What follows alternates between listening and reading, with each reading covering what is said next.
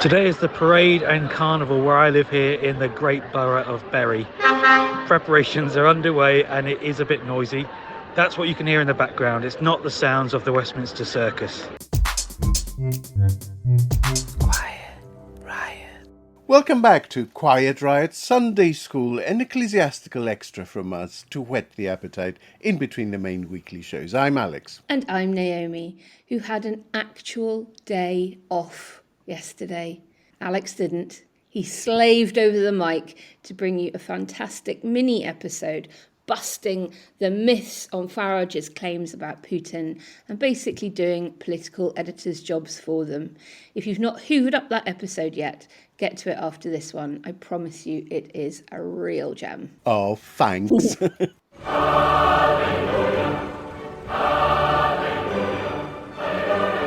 Today, unusually, we have a weekend visitor at the Quiet Riot Holiday Cottage.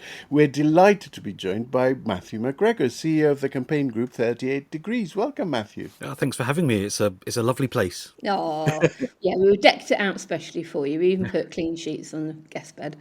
Matthew, I can scarcely believe that none will know, but in case any of our listeners aren't familiar, just give us a really brief overview of what 38 Degrees does. Well, 38 Degrees is a digital-first campaigning community made up of hundreds of thousands of people across every single constituency in the country who come together around some shared values of fairness, respect and sustainability to campaign in small ways that add up. Our supporters are not sort of political activists per se. They're people who care passionately about politics and what happens in this country, and they take small actions like signing a petition or writing to an MP or chipping in to pay for research or media stunts.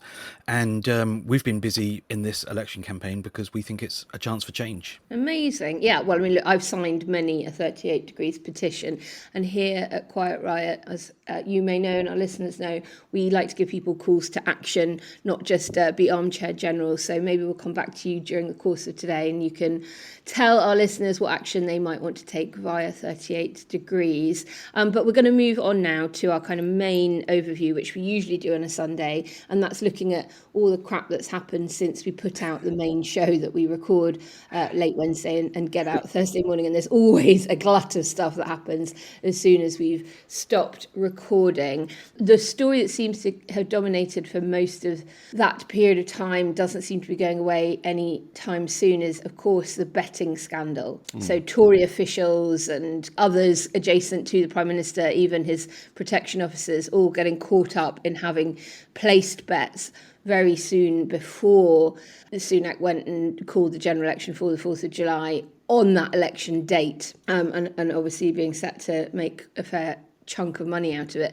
We now know a fourth official has been investigated, and Alex, tell me, he is actually their data guy with a data trail straight back to him. Is that right? Yeah, that's right. And the allegation, which I think is quite extraordinary, is that he placed a large amount of bets, all of them under £100, which I think speaks for itself, actually. What I find is hugely interesting is that I think before Johnson and Partygate, traditional Conservative supporters might have gone, put a flutter on, I might have done the same. And I just find that it's Johnson and Partygate that has completely changed that narrative.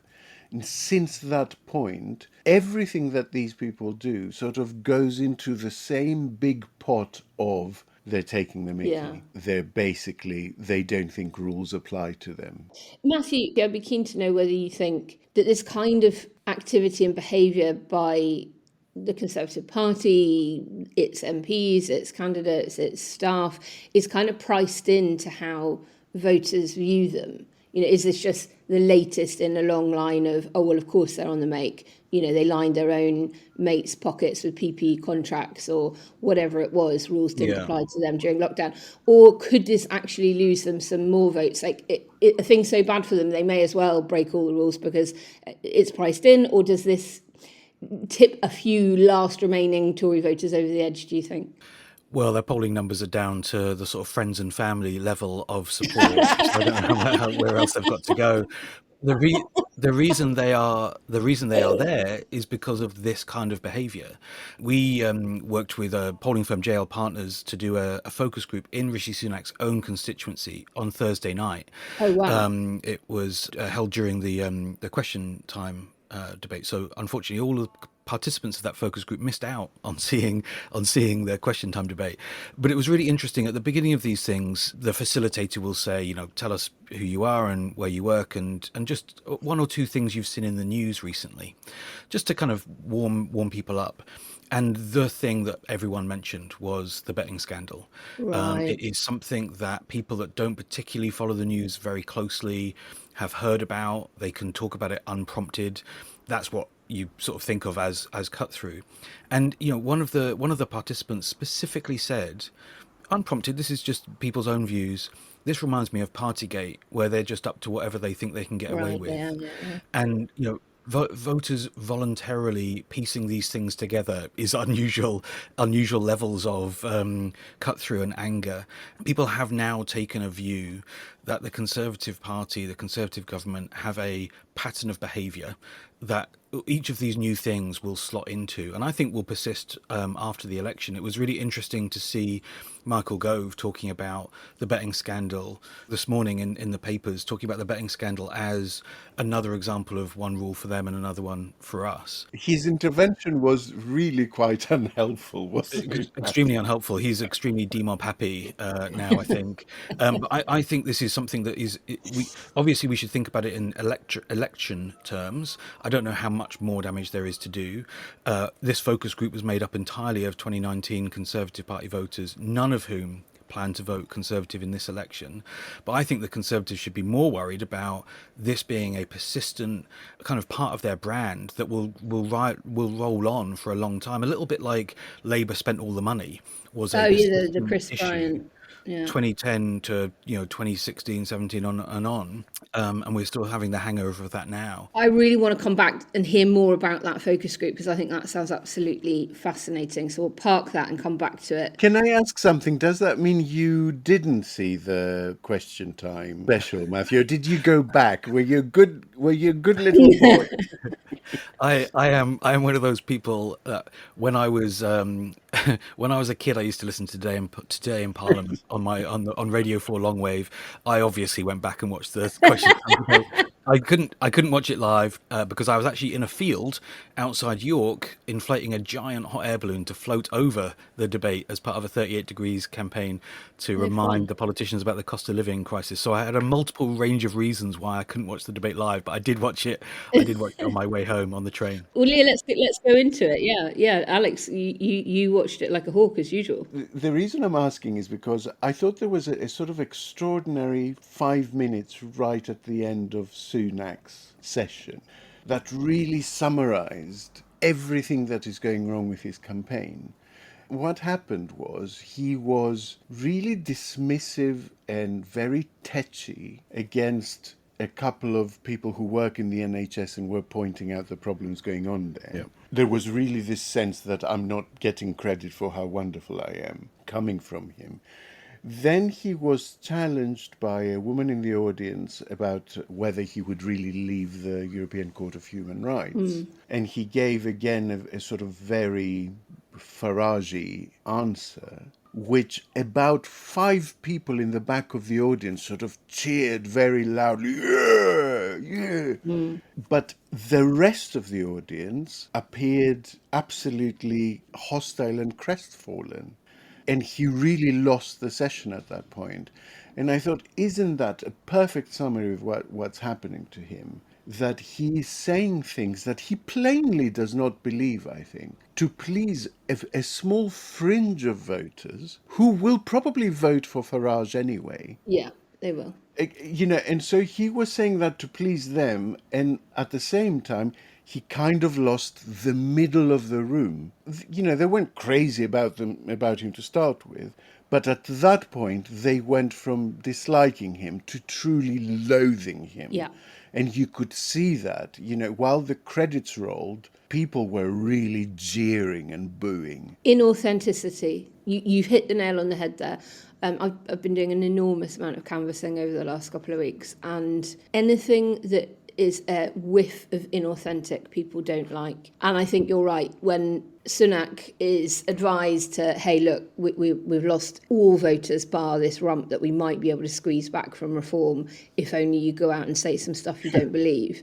He does it, but no one believes it. That said, I had a very funny canvass session in, I think I was in Wokingham, and I knocked on a lady's door and I asked her how she was intending to vote on the 4th of July. And she said, I'm going to be voting for the Conservatives. And I said, well, thank you very much. And she said, because I like Rishi Sunak's Christian values. And I didn't have the heart to say anything to her, and I thanked her and walked off. That is kind of lovely, actually. Quiet Riot. These BBC Question Time debates, we've had many other leader debates and various forms of that on different news channels. I don't really know how much the public is still engaging with them, but I am interested in talking about the media more broadly and their election and whether they are having a good election or a bad election. I mean, I don't know what you guys think. There was, of course, that Farage interview that, come on, everyone needs to go back and listen to the brilliant podcast that Alex put out from Quiet Riot yesterday. But Alex, was his support for Putin a misstep or deliberate? And how have why is the media handling so poorly his revising of his own history rather than calling him out on it? I thought there were a couple of interesting things about that Farage interview. I thought it was a misstep. He's obviously now doubling down on it because his political persona is such that he can't possibly turn around and say, okay, maybe I went too far. It doesn't fit with the person he's selling to voters. And so he was always going to double down on it. But I think it was a misstep. And I think it was a very interesting misstep because I think it flows from his being plugged into the American culture wars much more closely than he's plugged into this country. And I think that's where that comes from. A friend of the podcast, Luke Trill, tweeted some figures that showed that support for Ukraine in this country is absolutely rock solid still. Yeah. And he was sort of asking out loud, to whom was he addressing this stuff? And I really do think it's because he's been spending so much time in the States recently, and he was fully geared up to be campaigning in the States now, as his letter explaining why he wouldn't stand at the beginning of the campaign said, that he's still tuned into American culture war issues much more than what is relevant to this country. The second thing that really jumped out at me while I was putting together that travel through time of the stuff he said about Putin was that what unites those far-right personalities across Europe with Putin was suddenly so crystal clear to me. They see Putin as the only sort of world leader that stands with them against Muslims in protecting the white race. It was just entirely clear from what he was saying at the time about how Putin is our ally against ISIS and all of that stuff. And I actually did a bit of research and saw that Marine Le Pen was saying exactly the same stuff. Geert Wilders in Holland was saying exactly the same stuff. And it just became so incredibly clear that the reason all these people gravitated... They've got a WhatsApp group. Yeah, of course. But the reason they gravitated towards Putin in the first place is because they shared that terror of Islam. Fascinating. Matthew, what do you think in terms of BBC News and how they are handling the election? Do you sort of feel that they're perhaps not as interrogative as they ought to be? And is that something to do with funding fears or change of personnel? Or is it simply there is no one left to do those hours of research that dear old Alex did for us yesterday? I mean, I think the media has had a challenge in this election of the horse race not being very interesting, and politics is so often in these kinds of periods done through their prism of who's up and who's down and why, and no one's up and no one's down, and so there's nothing to explain. I think they've really struggled with that. But I think there's another thing that they really are struggling with. They struggled on it with Johnson, and they are now struggling with it in Farage, and it's the same struggle that the media has had in the States with Trump, which is they don't know how to deal with someone who is able to weaponize their own shamelessness. They're used to dealing with politicians who, generally speaking, will follow some unwritten rules about behavior. And Trump and Farage refuse to follow those rules and have seen that there are few consequences and some upsides to doing so. And it's only been a small number of occasions in which a journalist has been able to break through that. I thought Michelle Hussein was brilliant on the Today programme with Farage, and I thought that Nick Robinson was good as well. So it is possible, but the media need to try and step away from the balanced, even-handed approach and start calling, as the Americans would say, start calling balls and strikes, actually saying what is true and what is not true. And I thought that Nick Robinson did that well last night, but it's only going to become more of a challenge. Farage is probably not going to be going away after the election, and I think the media needs to spend a lot of time getting their heads around how to handle that in an environment where they do need to be a neutral participant. It's not easy. The American media has failed, but the British media, I think, there is still time to work out how to figure out that very, very difficult balance. Well, that's a very balanced answer. Do you know what I thought was an extremely pertinent and clear example of what you say, Matthew? The disgraceful attack by Johnny Mercer on his Labour opponent. In Plymouth. Fred Thomas. So his attack on Fred Thomas's record of service, knowing full well, and he does know full well because he is Veterans Minister, that Fred Thomas will not be able to talk about aspects of his service because he only just left and was involved in sensitive operations. And then the BBC turns around and reports it as a row.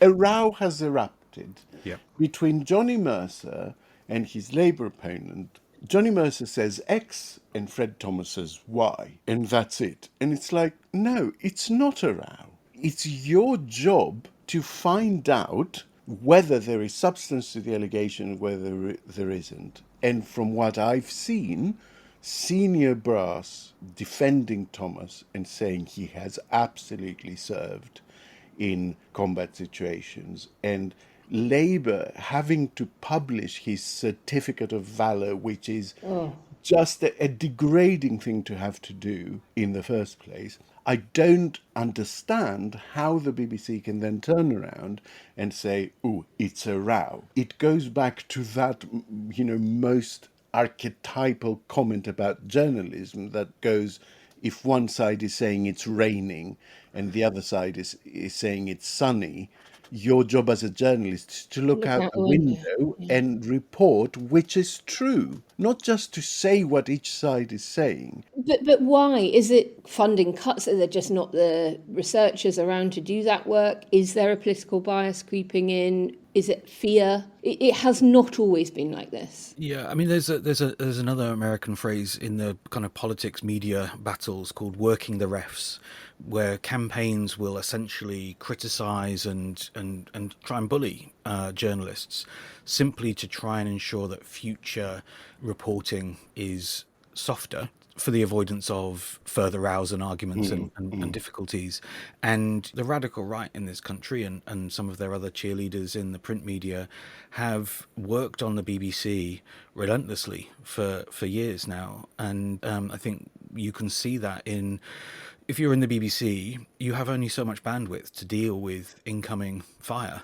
And I think one of the things I'd like to see from a new government is not only dialing back on that kind of aggressive pressuring, but also providing political cover to say to the BBC, as uncomfortable as it might be, it's your job to do this, and we will not wade in on some of these anti-BBC culture wars. I just wanted to say one other thing about the Panorama interview, though, because I think that the obvious abhorrent things that Farage said about Putin and Ukraine means it might go under the radar. And I think it's something that's really interesting for those of us that are thinking ahead to Farage and his role in politics after the election. He said a couple of things I thought were absolutely stunning. Firstly, he's continuing to talk about a quote-unquote French-style insurance scheme for the NHS, which I think is toxic, but it needs to be talked about in order for voters to really understand that he means the end of the NHS as we know it. But secondly, he said that his criticism of the Liz Truss budget was it didn't include enough cuts. And I think there's this sort of idea as Farage as a populist in the European sense or the Trumpian sense, but I think that mistakes some of his very extremely conservative, traditional conservative views on government spending and tax and so on, that I think those of us who see Farage as a negative in our politics need to be factoring in just how unpopular with the vast swathe of the electorate those kinds of policies on NHS and tax and spend are and can be made to be hung around his neck. Yeah, that's a really fair point. One of the things that I liked about Starmer on BBC Question Time was I thought that he finally handled answering a question about the trans issue very well, very thoughtfully and respectfully, and in a way that people like me who are very active on trans rights was pleased to see. Then this morning, Kuenssberg interviews Bridget Phillipson, having interviewed James Cleverly just beforehand, and brings up the issue again because J.K. Rowling, of course, has been very vocal about it over the last few days and very unimpressed with Starmer's response on the other side of the debate. I felt it was pretty appalling that Laura spent so much time of what was, a really short interview grilling Bridget Phillipson over this. What was your take on it all, Alex? I think I'd agree with that. There are a lot of issues in education at the moment, and I'm not sure that banning mobile phones and what are you going to tell schools about the trans issue justify spending really 90% of the interview on those. I thought Bridget Phillipson's response was absolutely right and stellar. I thought she was pitch perfect. What she was saying is, what I want to do is go away and look at what people said during the consultation, talk to teachers, talk to people who are stakeholders in this, go away, think about it, and make a decision away from the glare of the headlines and the heat of this debate. And what Kuenssberg was doing was, I want you to give me a headline, basically. That was the interview. J.K. Rowling has demanded a black and white answer on this, so I'm not accepting your non-black and white answer. And I think, again, that is actually symptomatic of something that is happening across the media. They see lack of nuance as clarity and nuance as lack of clarity. I think that is a really profound problem in our politics at the moment. Dangerous. Because that is precisely the space into which populists like Nigel Farage can come and operate and sort of weaponize people's disillusionment with politics. It's also not what the vast majority of voters want or expect from politicians or the media on these issues. Earlier this year, 38 Degrees commissioned More in Common to do some detailed polling and focus groups on how politicians interact with so-called culture wars. And the overwhelming sense, it's a big substantial report, so I'm not going to summarize the entire thing, but essentially people understand these issues are complicated, want them to be treated with kindness and respectful discussion, don't have firm views of exactly what they think about every single element of all of these different topics, and think on the whole, when politicians talk about these things, they're doing it to stoke division and to cover up for their failures on issues like the NHS or the cost of living that they think are much more of a high priority. And I thought Keir's answer at the Question Time debate was really interesting, that he focused less on the exact points of every single element of a policy topic and more on the need for kindness and calmness. And I think that the media need to bear that in mind. The kind of extremely online, extremely angry and passionate voices on these issues are not representative of what most people think should be the way in which we conduct these discussions. Quiet Riot. We've spent much of the time since we launched Quiet Riot dissecting just how badly Sunak's campaign has been going nationally. But today we want to delve into how it's going for him locally on the ground in his seat of Richmond and Northallerton. It's a part of the world I'm relatively familiar with. Listeners may be interested to know I took my driving test in Northallerton. I got 0 minors, faultless. So look, if you're struggling to pass your driving test, book in to do it in Northallerton, because I'm telling you, bloody easy course there. So I do know the area relatively well. It's an affluent seat by comparison to many constituencies in the UK. It's a mix of rural villages, farming communities, very smart market towns, and a not insignificant military presence. You've got Catterick Garrison there, which I believe is the largest British Army garrison in the world. So in essence, it's about as traditional true blue voting as places in the UK get. Now, Matthew, you've already talked about it briefly on this show. You've done a focus group there. So these are people that did vote Tory in 2019, all of them. What's the top line of what you're hearing from them now? And then we'll get into some of the juicier bits.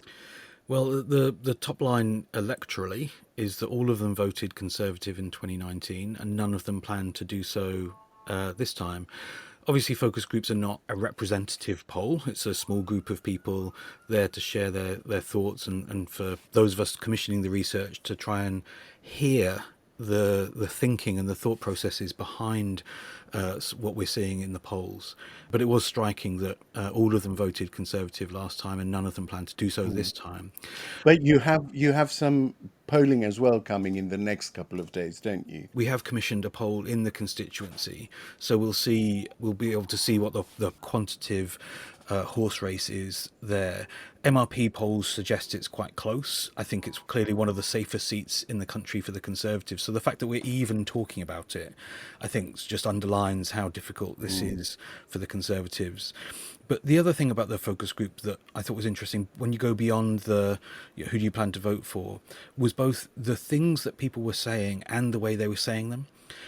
People talked about really feeling the pinch on the cost of living, feeling let down on the NHS, feeling that staff had been treated badly in the NHS, the people that look after us. People talked about, a lot of veterans in the area, for the reasons you gave, Naomi, talked about how hurt and disrespected they felt. D-Day must have gone down appallingly there. Very much so. So all of those things that you would expect to hear were definitely part of the discussion. But the feeling of dejection and frustration and just being over him was really stark. That's the great thing about focus groups. You don't just hear what people say, you hear how they say them.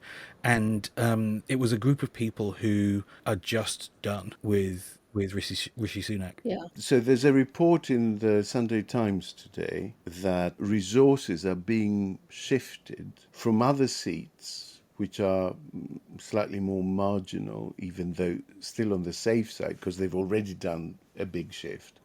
They're shifting them into Sunak's seat. You've been obviously focused on that area recently. Have you seen any evidence of that? The polling, both the horse race polling in terms of MRPs that we've seen out there, and the underlying numbers about the issues and people's experiences, suggested it is incredibly, or at least looks like it could be incredibly tight. And I think there's a couple of things about that. Firstly, if Rishi Sunak's constituency is a topic of discussion for the Conservatives, then the election's over. It is an incredibly strong data point, in my opinion, for the broader polling being in the right ballpark. And I think that also speaks to another point, which is the underlying issues beyond just who do you plan to vote for, that I think it's really important that campaigners look at, are about people's views on the fundamentals in their lives and their own personal experiences. So when 38 Degrees does polling, we tend not to ask for people's opinions on things. We tend to ask them about their own personal experiences. So, are you, or does someone you love been waiting on a waiting list? Have you struggled to get an NHS dentist? Do you think the seas around Britain are clean to swim in? And what we saw in this focus group and in some of the MRP work that we've done is that Rishi Sunak's constituency the views of voters in that seat are not dramatically different from others. The one that's on the top of my mind is this poll we put out last week about sewage, which is a real driver of frustration and anger on its own, but also quite symbolic of this whole nothing works in this country anymore Yeah. mentality or mindset that people have rightly got. 80% of people in Rishi Sunak's constituency do not think it's clean enough to swim in the sea around Britain. And they are the sorts of people that will day trip to Scarborough, Whitby, beautiful, beautiful Yorkshire coastline resorts. So it's not that they're sort of landlocked people. They are only a short trip away from a lovely day out. Absolutely. And to me, the fundamentals that underpin an election are really about people's views of the economy, their own place in it, whether they are safe in terms of health and similar points. And on those fundamental questions, Rishi Sunak's in trouble even in his own constituency. So I don't know whether he's going to lose or not. It would literally be the first time that has ever happened in British political history. But like I said, the fact that we're talking about it just shows how deep of a hole the Conservative Party are in. And Labour did win the mayoral election, so it's the first ever North Yorkshire mayoral election in May, the creation of a mayor for that region. And Labour did win it quite markedly. So people have begun to vote Labour, even if they've not yet done so at a general election. Even in local elections, the Tories tend to sweep up in a seat like his. True blue areas have been able to move away from a lifelong voting decision prior to this election, so it won't feel like such a seismic leap for them, because they will previously now have cast a vote for Labour. What happens to the petition side of your work, as it were, near election time? I hate it when I can't quite work out things in my head to at least form an instinctive view. Does engagement go up because everyone is consuming more politics, or does it go down because people feel that they have, as it were, the real power of a vote just round the corner? It's a very astute question, and it's the latter. You've hit the nail on the head.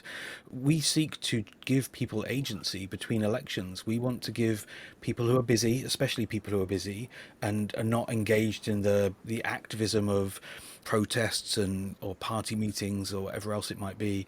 We seek to give people small things that they can do in between elections to feel like they can participate in the political process.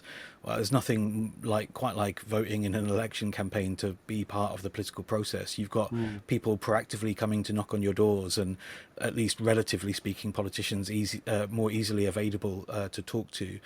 We are still doing some petition-style campaigns, but in the form of an open letter to the next Prime Minister. We've got open letters on the action on the NHS, the cost of living, cleaning up the mess that we live in, improving the health of our democracy, and tens of thousands of people are signing those letters, and we'll deliver them to the new Prime Minister, whoever that is, in their first week on the job. So there's still that kind of work going on, but we're much more focused on trying to raise the voices of our supporters through the media, like with floating a hot air balloon with a message about cost of living on the side of it over the Question Time Leaders debate in York.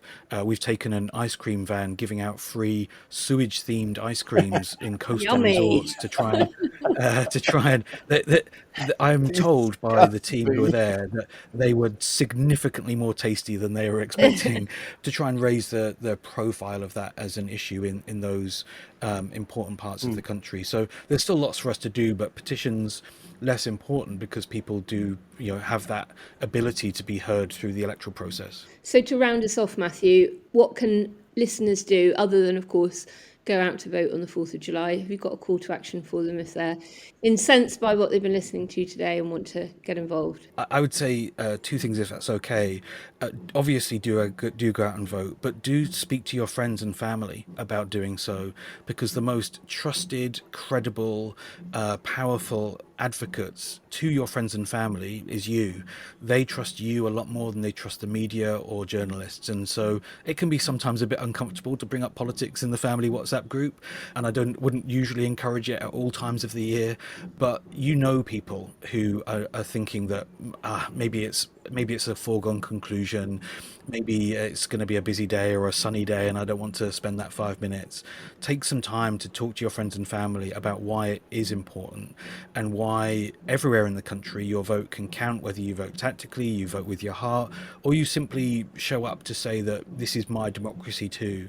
Make sure you talk to your friends and family about why it's important for them to do it. And that is it for Quiet Riot Sunday School.